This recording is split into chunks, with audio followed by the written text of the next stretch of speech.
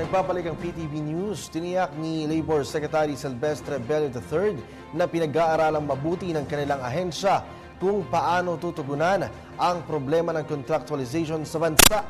Ayon sa kalihim, dapat ay maging balanse sa mga empleyado at sa employer ang kanilang magiging hakbang upang walang negosyo ang mapipilitang magsara.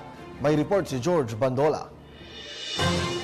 Pinili ni Labor Secretary Silvestre Bello III na huwag talakayin ang lumalalang issue ng labor contractualization sa mga government agencies.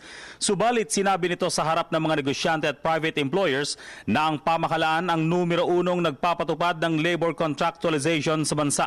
Number one violator of contractualization is government. Correct.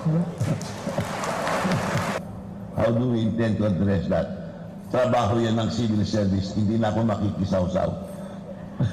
My problem in the private sector is big enough. Bakit hindi nyo kayang galawin yung mga contractualization sa government? You asked that from the Civil Service Commissioner. Dami niya na. It is true, I stand by my word na talagang ano.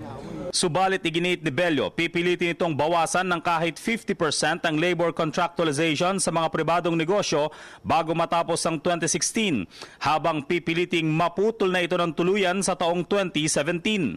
Already a law which prohibits ENDO.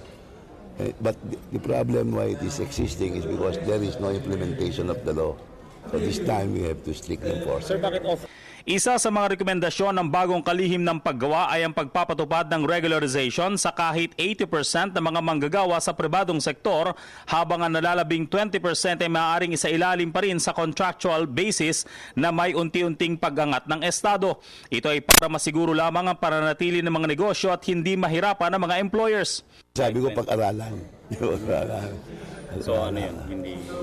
It has to go through a process. Consult labor, consult management. Kahit noong kampanya pa lang, ayaw na ng Pangulong Rodrigo Duterte ang labor contractualization. Dapat daw na maibigay sa mga manggagawa ang kaparatagan at katatagan sa kanilang trabaho. Para sa PTV News, George Bandola. Ako po si Cathy San Gabriel. Subscribe na sa PTV YouTube channel. I-click lang po ang subscribe button.